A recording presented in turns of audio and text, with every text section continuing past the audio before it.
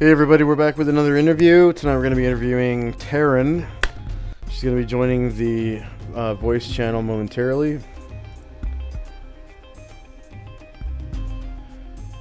We're going to be doing an interview for some AD&D 2nd edition. It's going to be a lot of fun. I'm not sure if Taren has ever played. We're going to figure it out.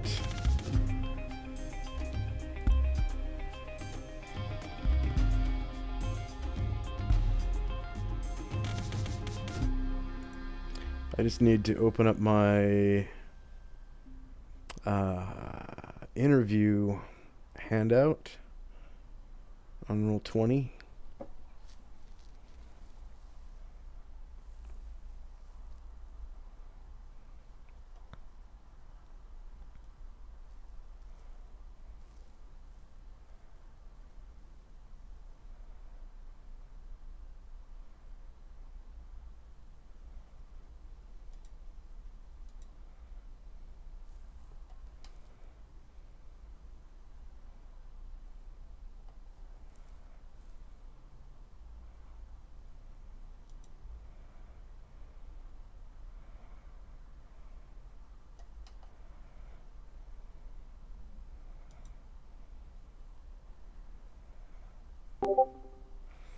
Hello?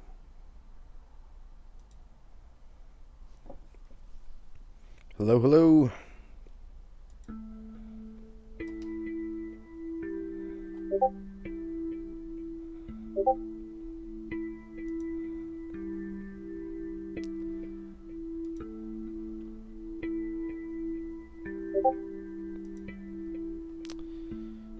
No, I don't hear you right now. Maybe your mic is muted.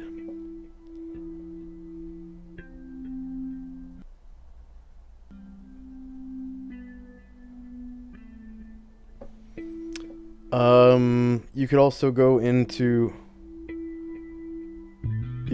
settings, down in the bottom left-hand corner.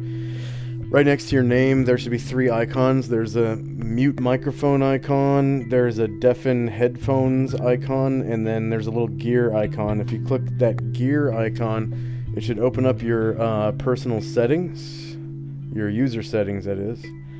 And then if you go into your user settings and click on voice and video, you can set up Discord to pick up your microphone as your input device, and then probably your headphones or whatever you're using as your output device. And then if you click on input mode voice activity, your microphone will automatically work whenever you talk, and you can adjust the sensitivity of your microphone's pickup by sliding the slider left or right.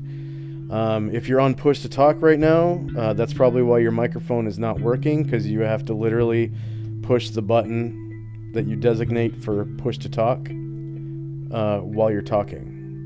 So you push down the button, wait for about a second, and then you start talking. And when you want to stop talking, you let go of the button. It's kind of annoying. I don't really like it. I don't use it. I use voice activity, and I set the sensitivity so that nothing picks up in the room, because I talk kind of loud most of the time, so there's usually no trouble with the mic picking up my voice without picking up other things in the room. Uh-oh.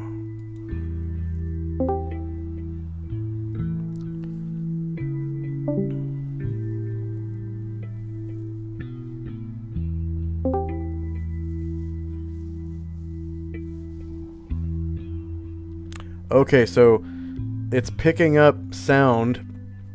I just can't hear you, so I'm gonna try. I can see the little green circle around your user icon there. So I just turned up your user volume to 200%, and I still can't hear you.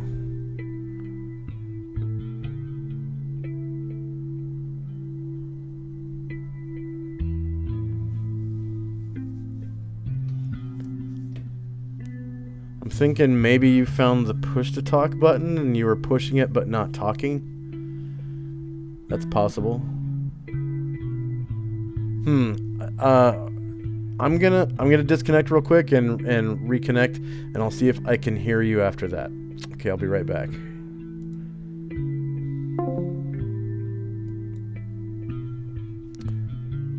Hello. Okay, I still cannot hear you. I would try if you've messed.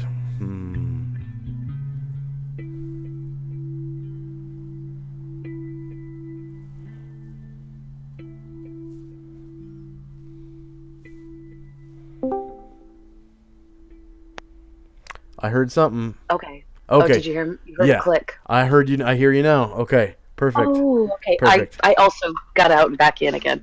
Okay. Oh, hi. Cool. Hi. Hey, Taren. Nice, all right. Nice to finally connect. Yeah. Yeah, we've kind of been playing phone tag on Discord for about a week, so that was fun. I know. Tag, you're it. It's been kind of crazy. Tag, I'm at finally. So do I call you Joshua? Is your name Joshua? Yeah, it's Josh. Oh, Josh. Okay. Yeah, I'm assuming you've watched a couple of our videos or something. That's how you picked up my name. I did. Well, Cool. I went looking, and then I found some of your interview videos and stuff like that. So then I was like, okay, there you go. Nice. How much time do you have for this interview this evening? I know it's kind of late in your time zone right now. Yeah, it's midnight. I would say, we'll take what we need, but I figure if a half an hour, we should be able to do something with that, right? And if not, we can always come back on another day. Yeah. A half an hour should be good enough, I think. Okay. That's good. So how did you find out about Selenod Hex? Okay, well, I haven't been on Roll20 in a long time. In fact, I played on it, I think, like 2 years ago, a few times. I played with a regular group that I know that used to live where I used to live in Rhode Island. But I went on Roll20 and I just thought I'd look for some games, and yours popped up, and I was interested because you mentioned you're playing 2E, 2nd edition. And that's what I used to play exclusively. As a matter of fact, when I first got back into D&D a number of years ago now, that's what I had all the books for. And so I ran a couple of games like that with some players who were new. And then I stumbled, then 5th edition was released, and I went and, I met a bunch of other players, and that's what we've been playing since. But because you were, I liked everything about what you wrote about the world and the way you run games and long-term games and things like that. I thought that was kind of a cool thing. I thought it'd be fun to chat with you about it. Cool. So a long-term game is what you're looking for then? Well, I love that, and that's what I've always had. And although mostly once I kind of got into it, I started being the DM for our 2nd edition group. So the idea of playing a character for in a game is always really fun. Right now, what my group does is we play. In fact, I started out playing with a group who runs the modules. The Wizards of the Coast published adventures. Yeah. And so at first it was very informal and now it's a nice dedicated gamer group, which makes it really fun. But when we play for a finite period of time or X number of levels, and then we move on to the next character, which has its merits because you always get to play something new, and that's always kind of fun. But the idea of getting a little higher level than, say, 9th or 10th or something is kind of fun. You get a little more end game going. Yeah. Development. So yeah, I like that. I like. To be honest, I just love playing the game, so it doesn't matter how. So you've DM'd 2nd edition before? Yeah, I did that for years and years. That was outstanding. Really what I did mostly after a while. What were your was it? And it was mostly modules at that time? At that time, no, it was homebrew. So the very first thing I DM'd, the very first thing I ever played, and I was actually in college, but the very first thing I ever played was Temple of Elemental Evil. Oh. So yeah, I made a friend, and that was even before, that was AD&D. Yeah. And then, so anyway, I know it was even older module. He had remembered that from when he was playing back even further than that. So we played that, and that was really fun and got us hooked. And then we just played homebrew from there. And then when I started DMing, I don't remember what year it was, honestly, but the Dark Sun setting had just come out, the box set. So I bought that, and then I cut my teeth DMing on that, which was actually surprisingly fun. Yeah. It's kind of but we ended up really homebrewing it. So, or I ended up making it a world. I kind of I really enjoyed it. I really loved it a lot. That's when I realized I really like writing scenarios and gods and worlds. And so we ended up playing that. We started in that setting, and then we ended up just sort of morphing it a little bit. And after a while, then after that, it was all homebrew after that. Yeah. I just started running stuff. Occasionally, I would throw a module in to get something started, like a Curse of the Azure Bonds. That was the only other module I think I ever ran. And that was actually kind of hysterical. And then it was always homebrew. So we just had fun. We basically did what the nice thing was we're very responsive. So the characters would have backstories, or they would have goals, or we'd do something in game, and then it would just go from there. And so we were constantly shifting and evolving the character's world based on what their actions were. So very I enjoyed nice. that a lot. Very nice. Yeah. So I've recently had a bit of trouble with with college kids that every once in a while they'll have to write their thesis, or they'll have a lot of study time for finals or whatever, and from time to time people kind of have to leave for school and then maybe come back. I was wondering if you had anything like that in your life where you'd be studying a lot or anything like that. Main reason that I ask is I'm trying to get a feel for how long you plan on playing in Song.Hex, whether it's going to be a couple months, 6 months, or a year, or a couple years. Well, I'll be honest, if we can, I'm a fairly committed person when it comes to playing. So as long as I think that's not a problem. I'm a long time out of college now, and but so I play, for example, on the Wednesday nights. I've played with this same group of people now for several years, even though I moved to Canada. I was living in Rhode Island, and I've moved up to Nova Scotia. And even so, what I do is I just Skype in now, and then but I travel back and forth a lot, so I join in when I'm down there and Skype in. And so we didn't let that stop us. At first they used to just miss games when it was being run by one of the DMs. It was just more like I was sort of like a drop in. I didn't love that quite as much because I would miss a lot. But then the rest of them just decided to let me Skype in, and that was awesome. So in terms of this, if everything goes great, there's no reason why we can't play, forever until we're sick of the game. Sick of D&D and move. But I don't see that happening. It's been a long time, right? Yeah. But my only situation. So in another half of the answer to your question is, I'm self-employed. I run a small fishing company up here in Nova Scotia, and so basically I set my own hours that way. But I'm also starting to teach English online. So right now, of course, that's not on the weekends, and I may go back to school in September to finishing up a master in education. I may go back to school in Rhode Island in September, but that's again not the weekend. So I work my schedule around it. You play on Saturdays, is that right? Yes. So the only times that I could ever see that being an issue is if I'm traveling for some other reason besides, if I'm traveling down to Rhode Island, then I can put aside time to play on Saturdays. If I'm on vacation or on a dive trip or something, well then I would have to miss a game.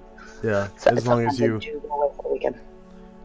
don't happen to be on an airplane between the hours of 1 p.m. and 6 p.m. Right. Okay, cool. That sounds really good. Yeah. All right, so I just have a few questions about hardware because I've had Sure. issues with that in the past. If you don't mind me asking, how Yep. does your headset or microphone connect with your computer? Is it like a gaming headset like Turtle Beaches or? No, let's see. Hold on. Let me just take a look at it right now. I'm on.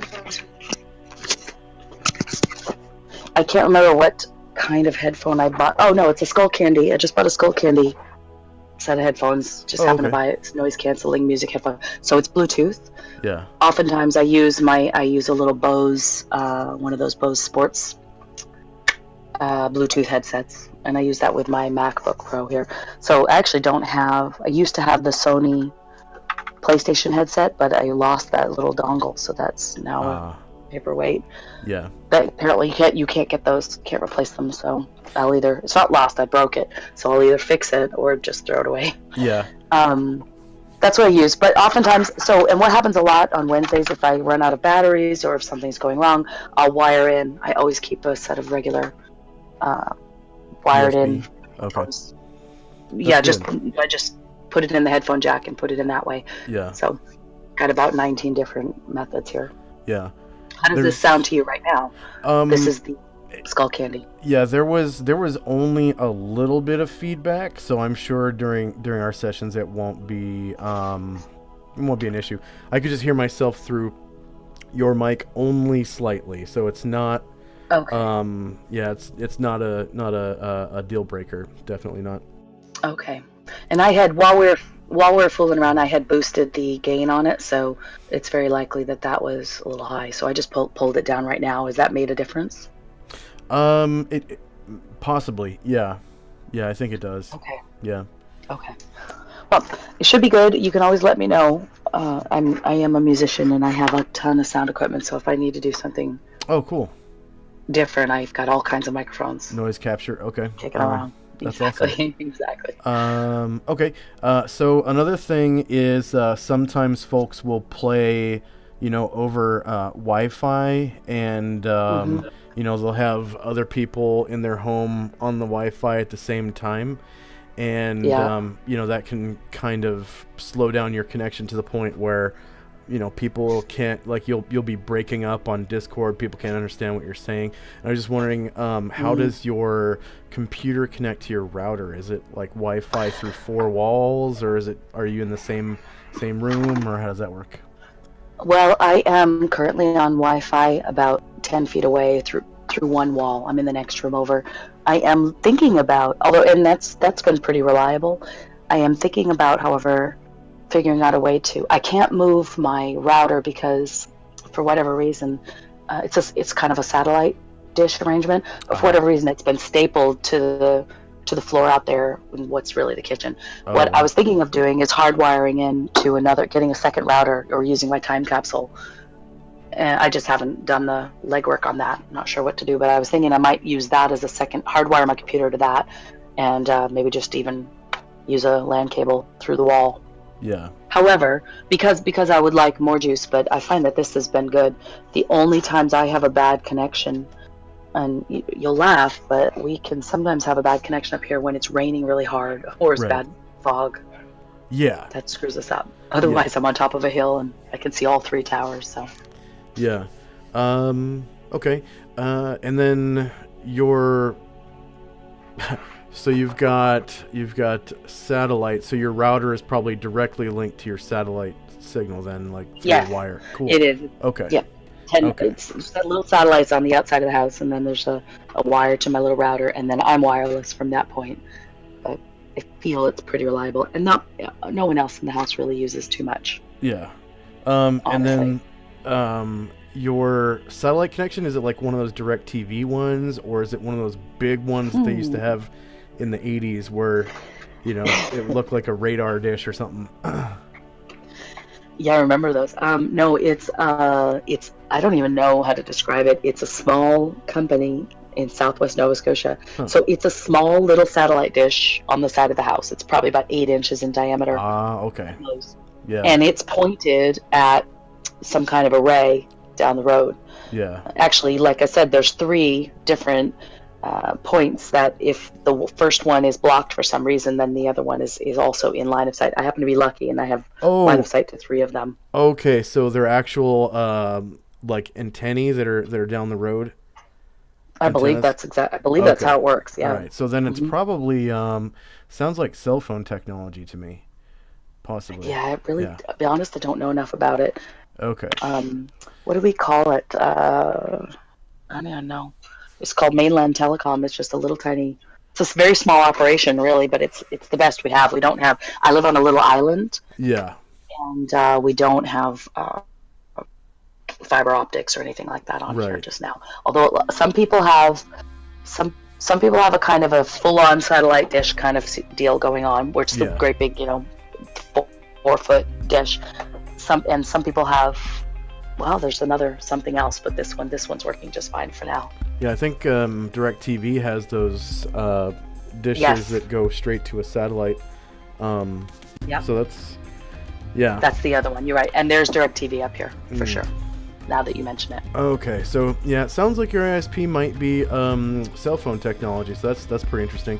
A friend of mine, I don't know. a few years ago, a friend of mine was using that kind of technology, and for some reason, there would be like a little bit of light rain, and I had a ground wire connection through Comcast. And Oh.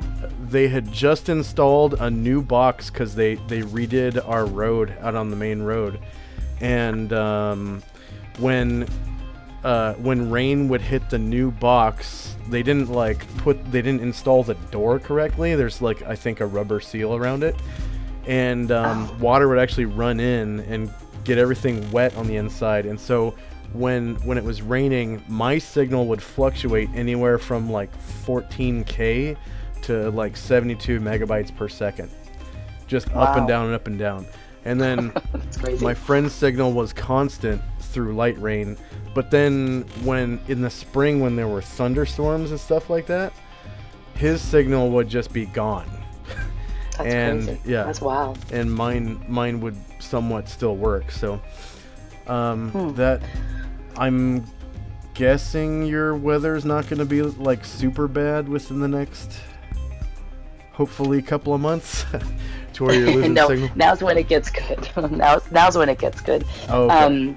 And honestly, I could have it completely wrong how it actually is working, but Yeah. The only times I've had trouble, when I used to have my computer in the other room, Mm-hmm. like one room away, I would have trouble when I was playing, for example, on my PS4, we'd be playing, Destiny or something like that Yeah. with my friend in Rhode Island, and then I would suddenly be lagging or dropping off because I think I was too far away. Oh, okay. I haven't had that problem in a long time. That's actually been great. Yeah, so the weather And, hasn't really blocked your signal at all?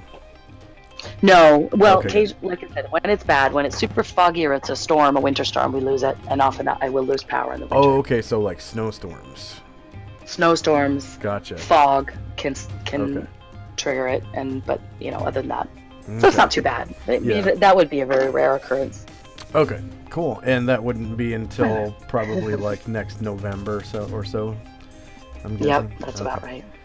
All right, and so you've played plenty of D&D before, second Mm-hmm. edition. Any other tabletop role-playing games other than D&D? Yeah, well, gosh, what do we used to play? This is back in the 90s again. We did some of the White Wolf games, like the Vampire, Oh, cool. maybe a handful of those, and some of the werewolf ones, but we didn't get too World- far along with that. And then I did move away. World of Darkness. World of Darkness, yeah, Yeah. that's right. Gosh, that's right. So those were fun. We played a few of those. That was great. Yeah. I think really nothing else. Oh no, that's not true. Shadowrun. I loved that back in the time. In fact, I've thought about very bringing that Seattle back. game. But yes, isn't it though? Right, exactly. Thought about That's- trying to modernize that or bring that back, or just. But I think that the system for running it is daunting. It's so enormous and complicated, and Yeah. I mean, that's what I've been warned about. I never ran the game, but I thought about it a lot. Yeah. But anyway, Rifts is like that. I've played Rifts before, Okay. and it's really, Yeah. really complicated. So you said you used Roll20 before, like a couple of years ago. hmm Are you aware of the changes that have happened in the last couple of years? Like, have you done the tutorial? No, I haven't done anything new. You were talking about some of the changes in one of your interviews, chat sessions with people, with somebody, Yeah. a gentleman. I can't remember who it was now, but and so I made a note to go look at it, but honestly, I haven't yet. Yeah, in the last 2 years, they've changed a lot of major things about the app and how it can be used for immersion. Like you can set up playlists to play on map load. So when you build a map, you put down the map layer, and then you put in all the dynamic lighting walls and everything, and all the light sources, and then you can set a certain playlist to play whenever that map loads up, so Well, that that's the kind of players, cool. yeah, and it adds, you can put ambient sounds in, and like a little song, and Oh, wow. monster noises if there's monsters there, and it adds a lot of emotional, immersion to the scene. Oh, that's awesome. And then there's also animated tokens now, where Oh, you can use okay. a .gif file for your character's token, and it could be any .gif file. So, all the way back to Wow. those sparkly, those sparkly ones that people used to make back in the 90s. You could have a character that has, sparkles all over it. So, um, That's great. it'll use GIF files, WebM, MP4. There's a couple other ones, but yeah, I'm really excited about that one actually. That's As great. they just need to fix a couple things that they broke when they implemented that. Uh, Okay. yeah. Yeah. So, all right. So here is the big question. I think your Hmm. interview is going pretty well. So, Oh, well, and it thanks. doesn't sound like you have hardware issues, often. So, the No. big question is, what kind of character have you always wanted to play in AD&D Second Edition, but you never had the opportunity, either because your dungeon master said no, that's too powerful, or you never had the book to play like a certain race or Oh, certain class from some book you read or from some a movie you saw, like I want to play that in a role playing game.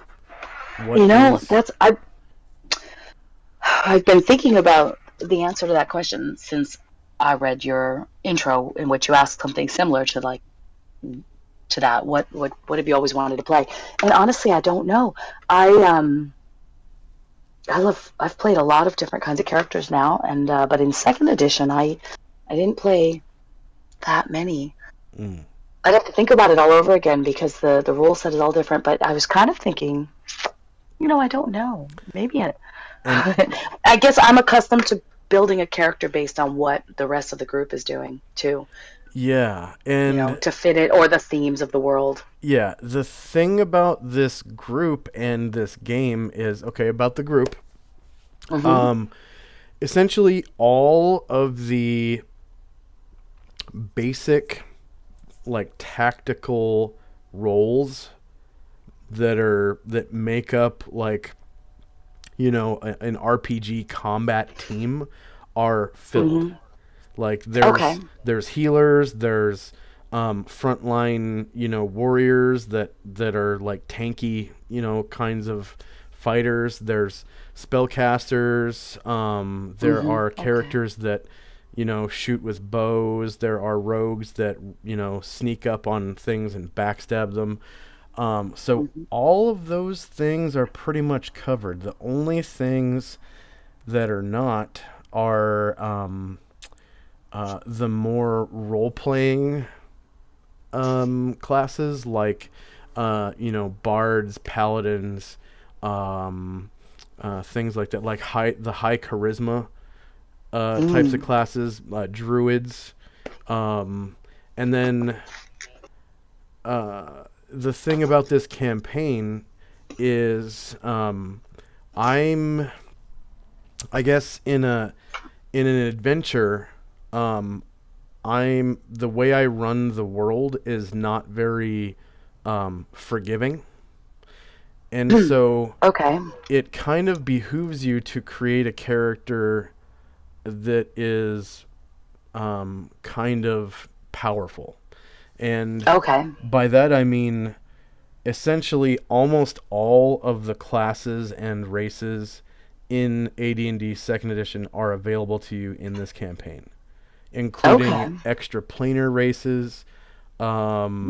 There's a box set that came out in the late '90s called Council of Worms that actually has rules that allow you to play dragons. And there's Wow. currently a player in the party right now who is playing a gold dragon. That's awesome. Um, That is cool. so Okay. so when I say you can play anything from any fantasy story, I mean anything. Okay. Except for one caveat is I have not yet found rules for playing werewolves or Oh, um, okay. but I'm sure I could find something in like Ravenloft or something somewhere. So Right, probably. Yeah, okay. Wow, well that's great. Okay. So so you can create a really special character in this game, and it will I'm gonna have be to think you'll about that fit right now. in. That's very cool. How do you I'm sorry you game with broke so up many there. people? Does it same time or shift them? Yeah, you broke up. You broke up there. I couldn't. Oh, I was wondering, how do you play the game with so many players? Does everybody play all together, or do you do them in shifts? Everyone takes turns. So I'm sure you're aware of the Roll20 turn order tracker. Nope, I'm not. I'm sorry. Okay, so the turn order tracker, it allows you to track turns in and out of combat. Okay. So out of combat, during exploration and role playing situations, every player character will have one turn on the turn order tracker that's Okay. determined by rolling dice. And turns will go in cyclic order. And Okay. as characters or as players cycle through their turns, time will also pass. So once Okay. everyone has had one 60-second ish amount of time uh, to have their turn and to role play, then 1 minute ticks by. And so if there are spells going on in the background, that allows me to track their durations. It allows me to track time in such a way that I can implement mechanics for encounters.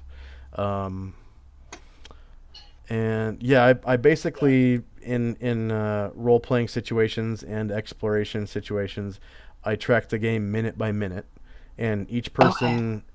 each player has a 60-second turn in order, determined by die roll, and you basically you can ask pertinent questions during your turn, and then other people can interact with you during your turn, but they can't ask pertinent questions unless it's their turn. Okay. And I got that method of running the game directly out of the AD&D Second Edition Dungeon Master's Guide. So Oh, okay. when I used to run a face-to-face game, at the beginning of every session, I would have every player, roll a 20-sided die, and whoever got the Hmm. highest roll would be the designated first player for the whole session, and then Oh, okay. everyone would have turns based off of that player's position at the table, and we would go clockwise from that player. Okay. Okay. But on Roll20, we're not playing on a real tabletop, so I use the turn order tracker to track people's turns. And it can be Okay. a little bit more fair that way because, you actually roll for a spot on the tracker. And during your turn, you role play the actions of all of your characters, not just your main character, but also any hirelings you have, your henchmen, your Oh, followers, your animal companions, and whatnot. And I do ask that people kind of keep it uh, to 60 seconds at a time, so that everyone can okay. have a speedy turn without Super. yeah having to wait for you know 20 minutes while one person role Okay. plays and everyone is just kind of listening. Yes, exactly. I get that. Is everybody in a party together accomplishing the same goals in the world? So it depends. All right. So when you create a character, I tell you about the world and I tell you Okay. about the adventuring party, but I don't tell you Okay. the details about the members of the adventuring party. So, Okay. that being said, I'm not going to tell you the names, appearances, races, classes, religions of any of the other characters. You Okay. create the character that you want to play. The most interesting character you've ever wanted to play in the world. Hmm. And Okay. we kind of hope that your character will kind of mesh somehow with the party Okay. in such a way that you survive. First of all, Okay. uh, there are there are some very powerful characters in the party that have the player has built a character with a race that is essentially forbidden from running from combat, and they Okay. absolutely must destroy um, uh, uh, basically characters and monsters that are of certain alignments. So Oh, okay. that's kind of a clue right there. But yeah, there's some characters in the party that have very very strong beliefs, and Okay. if they detect something about your character that doesn't mesh with their beliefs, they could possibly, try to kill you just for Okay. being a certain alignment. So, Okay. when you're choosing alignment, I would use a little bit of discretion, but I'm not going to Okay. tell you which way Yeah. to go. So, All right. yeah. No, that's fine. I'll do that. I have. Okay. So, do you use the Planescape rules and things like that? Okay, so all of the Planescape races are available to you in this game, as well Okay. as uh, uh, the Spelljammer races.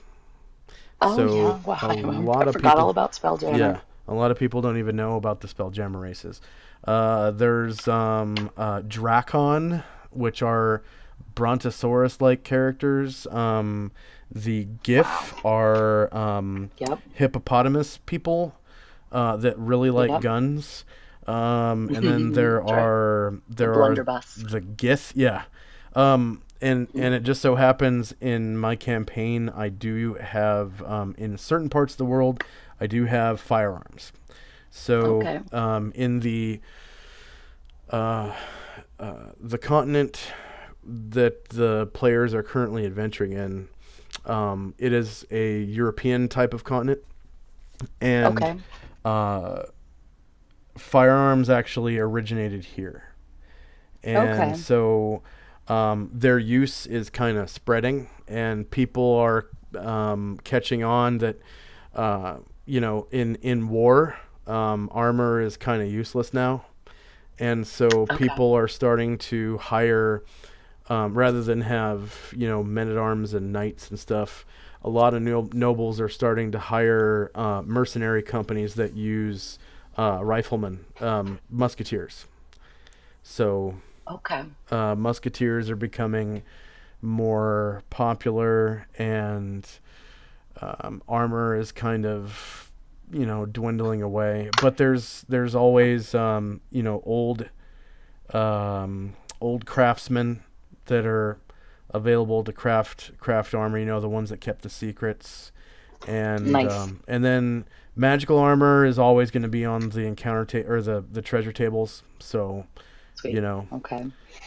that'll never go away. Excuse me. Okay, great. Um, are is there are there is there ability to travel via portals like in the Planescape type situation? Like if I wanted to have been a like a character from Sigil or something, like a tiefling in the Planescape kind of rules, which is different than the modern Yes, tiefling style. yes, and no. So, Okay. if you are a tiefling from Sigil, Mm-hmm. you would have found the knowledge of, you know, a portal to get to this prime, and Yeah. then you may not, you may or may not know a way to activate that portal to get back. Okay, that's cool. So So at we can first kind we'll of, do a one way. yeah, we can kind of figure that out during character Okay. creation, and that may or may Okay, not give excellent. you a reason to kind of stick around with this, you know, adventuring party. Yeah. I usually try to make it you know, in such a way that you actually heard of this adventuring party, and Okay. you wanted to join them, and you came to specifically join them. Okay. And we All kind right. of we would kind of build up a character background around that. Like, how did you find out Okay, about that's very them? cool. What is it about them that you like? And I actually can give you history of the things that they have done, so that you can, you know, Awesome. but not specifics on the actual members. So That's cool. Well, I like the idea of meeting them as we go, as they play, yes, yeah. as opposed to being told. I like to see what they're. What about, multi-classing and dual class? Do you follow Oh, of the course. standard Oh, yeah. second edition rules? So in other words, a non-human can be a multi-class if you start, but a human can dual class, Yes. triple or whatever. So the way dual classing works is you have to be, Hmm. of course, human, and you have to Hmm. have 15s in the at least 15s in the prime requisite of the class that you are leaving, and at least Okay. 17s in the prime requisites of the class that you switch to. So Okay. um, that can be kind of complicated depending on what Yeah. class you choose and which one you want to switch to. But if you do want to do that, it's best that you plan ahead of time when you create your character what class you want to start as and which one you want to eventually switch to. Oh, for sure. Yeah. And can you go back and forth? I don't remember if that was a No. house rule we had. No, Once you go. yeah, once you go, and then also you can Okay. never go back to the same archetype. So if you start as a warrior and you switch to like a wizard, you can never switch back Hmm. to another warrior class. So you wouldn't be able to switch, like if you started as a fighter or let's say a Yeah. barbarian. You start as a barbarian and you switch to a wizard, you would never be able to become a ranger, a fighter, a paladin, or a barbarian ever. Got it. Okay. But All right. That's cool. Hmm. you can cycle through all five archetypes. So the five archetypes Okay. are warrior, wizard, priest, rogue, and psionicist. Oh. Okay. Um, I'm not sure if you actually can switch to psionicist. I can't remember. I think, I have to look. I can't even remember. I yeah, don't have. I do have that handbook somewhere. I don't know where though. yeah, Um. All right. Let's see. That's kind of cool. All right. So I have a couple of ideas that would be a lot of fun. yeah. Um. One of the things I liked about the one of the things that I didn't love about the tieflings in the later versions of D&D is that they in the second edition and the Planescape rules they were whatever you wanted them to be in terms of appearances Pretty because the much, yeah. idea was they could you could have horns and a tail or you could have glowing eyes or you could have blue skin or in other words your parentage could give you any kind of a legacy in your appearance Yeah, and as opposed to there's just the only abyssal type. right. And there's actually a table for rolling random traits for That's cool. a custom tiefling too. So that's in the Planewalker's Okay. handbook. I might Um, I might I might look at something like that if you would be into it, like maybe some kind of a tiefling, maybe a tiefling bard who, Yeah, because, well, you mentioned you don't have a bard. I love bards. Bards are always my favorite. that's awesome. Bards and priests. Bards and priests were my two big faves. Yeah, that's awesome. My very first character I was allowed to play, and it was funny because I didn't realize this was such a no-no, but I asked if I could play, a half drow priest thief. Huh. And of course, the DM was like, "Oh my god, first character you want to play is like totally against the rules." But I think I just didn't like being told I couldn't, you know, that that didn't exist. And I read that it didn't exist, and I was like, "Oh, well, why not? I bet it could." Anyway, so he let me play a quarter drow, but the history was cool. Nothing, no drow legacy, just more like a dusky skinned elf kind of thing. But it was a Right. super fun character. Um, Anyway, I love priests because I love the specific mythoses that came along. Do you have a pantheon? Yes, I do. Okay. And I can add to the pantheon depending on what you're asking for. I do Okay. use the legends and lore pantheons, and Nice. Okay. most of the I think most of the portfolios I have pretty much handpicked already. Okay. Let's see. Just for the human pantheon though. So for the non-human pantheons, I use the published ones from Monstrous Mythology, I think it's called. Yeah, Monstrous Mythology. Uh-oh, did I lose you?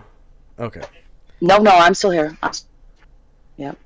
Okay. Um, Well, maybe I can if I want to kind of go in that priest kind of direction, I can reach out to you and you can tell me your other. If I went in a priest direction, I would probably be human. okay. And so I could talk to you about what would be the specific priesthoods that you have that we can talk about that. But I'm not sure yet Yeah. if you're if you're open to letting me think about this for a little bit. I have some ideas coming. That'd be kind of fun. Yeah. Oh, and how do you feel about if I? This is going to sound funny, but one of the first ideas I had, which is something I've never played but I really love, is the idea of playing a necromancer. Oh, nice. But I like playing good characters, Right. or good-ish, and so I would not necessarily want to start out playing any kind of an evil character. I'm not saying I don't know where that might go. After a while, you're playing with this kind of dark magic, but uh, if I were, I would think about being some kind of a necromancer, a human necromancer, Cool. figure out a backstory and goals and things like that. I can think about that. If you're okay, if you're game with that, that might be on my little short list here. Yeah. Yeah. Okay. Yeah, that sounds good. Okay. All right. And then, okay, that's kind of neat. Okay, cool. I have a lot to think about. This is gonna be fun. Yeah. And what Um, time do you play on Saturdays? What, 1 o'clock? You so, said? well, for the East Coast, it's 1 o'clock, but you're in Nova Scotia, so that might be 2 p.m. for you. Yep. Yep. Okay. Mm-hmm. 2 p.m. Okay. Atlantic time. Okay. Yeah. And And then do you? it's usually 5 hours. Is that a deal breaker? No, not necessarily. Okay. Would you, if I had to leave early, would that be a problem, or should I just sit out the game then? In that case, 2 to 7 is typically okay for me, but Yeah, I guess it would depend on how early. Like, if you were gonna miss, 3 hours out of the game, I would probably just say, hey, look, I can't make it. But if it's like, okay, 45 minutes to an hour, you could probably get away okay, with that, depending on the okay, situation. true, Usually, if combat is going on and someone leaves, I just grab their character, put their character on the GM layer, and then got it. if combat, ends, and the player's not there, they just don't get XP for the encounter. Okay, I So gotcha. yeah, I And you don't. do XP in the standard second edition way, or So I do it in the standard second edition way for group experience, and then got it? players are awarded individual experience points based on their character class's abilities, and then also Okay. how well they roleplay their character and what kind of ideas they have and whatnot. So, in the Dungeon Okay. Master's Guide, in the experience chapter, um, there are a bunch of bonuses that a DM can optionally give to players based on what they accomplish for their class, and also what they actually do, like merit wise, for the Okay. session. And during the session, I'll actually give you little spot bonuses as you play, for role playing your character well, having a good idea that saves the party or potentially saves somebody some, Okay. tension or whatever. And then there's also a bonus for encouraging others to participate. So every once in a while there'll be a player that's not really role playing very much, and they'll just say, "Oh no, on my turn, I just sit there and do nothing. Just go ahead and that's my turn." And encouraging players like that to participate by directly engaging their character. Usually, I'll Hmm. notice, and I will give you extra experience points for that. So, Okay, that's very cool. because you're essentially Okay. helping someone else earn experience points for their character by conversing with them. So, kind of Oh, forcing fair them enough. to role play. So, um, Excellent. and there's a couple other ones. And then the class ones are things like for fighters. If the party actually kills the monsters, the warriors get experience points based on the amount of hit dice of monsters that they slay. Um, Okay. and then priest characters, it's based on the amount of spell levels you cast in order to advance your ethos. So whatever ethos you choose. And then for wizards, it's a certain amount per spell level for spells that they cast effectively. So if they're just if they just shoot a fireball into the woods just to burn down trees to be a jerk, Oh yeah. that doesn't really get them any experience points. But if they shoot a fireball in combat and end up slaying a field of goblins, then Right. yeah, they earn bonus experience points for that. And there's spells that are used in role playing situations and exploration situations too. So Okay. um, Excellent. there's a lot of actually role playing spells. So charm Cool. spells and things like that. So All right. any other questions? Okay. Well, this. Um. You didn't specify that you prefer the party to be good or evil or anything like that, No, right? that's out of the scope of the role of the DM. I don't. Okay. I'm just here to be fair and impartial. And Okay. along with that comes sometimes some player versus player struggle.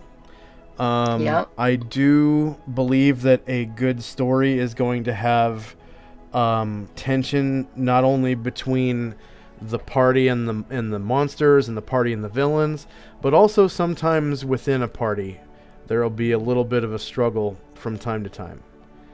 Got it. So there's all kinds of fantasy books where characters end up killing each other, and then the party goes on and they mourn the death of the one that they had to kill because he or she was under a charm spell or something, and or sometimes there's religious differences between members of a party, Yep. or alignment differences, or philosophical differences, as it were, and things like that happen. And I'm just here to be the referee in that situation.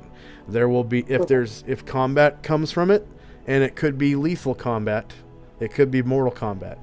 I'm just Got here to it. make sure everyone rolls initiative and, follows the rules according to my interpretation of the rules. And, Hmm. yep, it could be dog eat dog. It could be. So, Okay.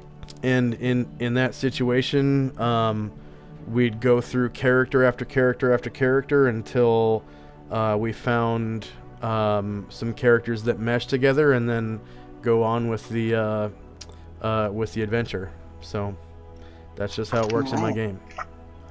Well, awesome. Well, okay. I'm really super excited about working some stuff up now. Should you and I talk again to do like sort of like a session 0, a character development session before I join any game? Yeah. So basically, we'd get together, and I'd have you join the virtual tabletop, and we can go over character creation. You'd roll your stats and your starting money, and I'll give you a character sheet and everything. And we can get you a Okay. token, and uh,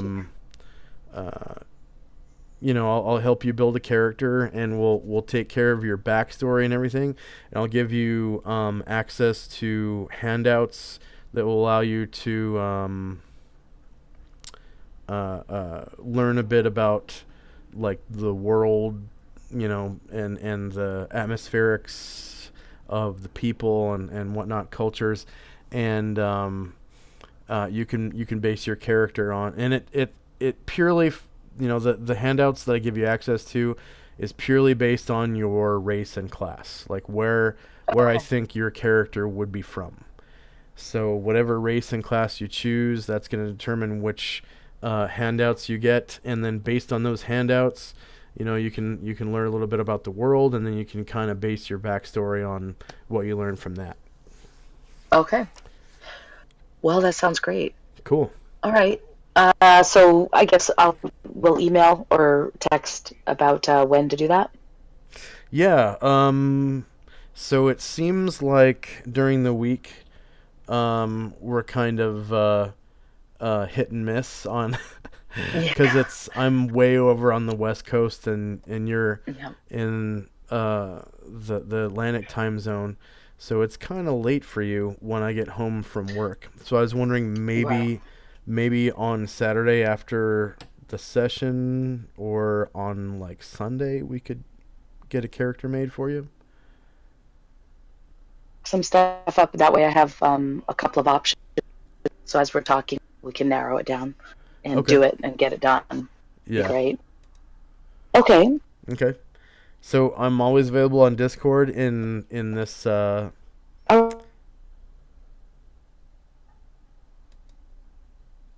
Sunday. Normally up quite late. The last week or few days, I guess I've just been sick. So Yeah. sorry. So excuse me. Sorry for that. And then okay, awesome. Well, this is great. I should probably go, but thanks for the chat, and Yeah. nice to meet you. Yeah. Nice to meet you too. All right. All right. Okay. Awesome. I'll text you in a. All right. Bye bye.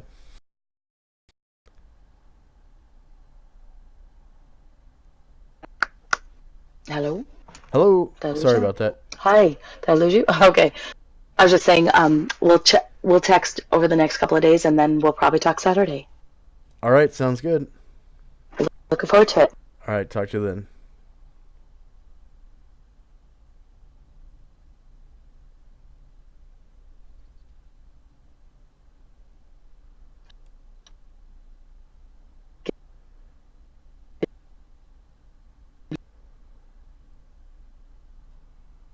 Night. All right. Bye bye.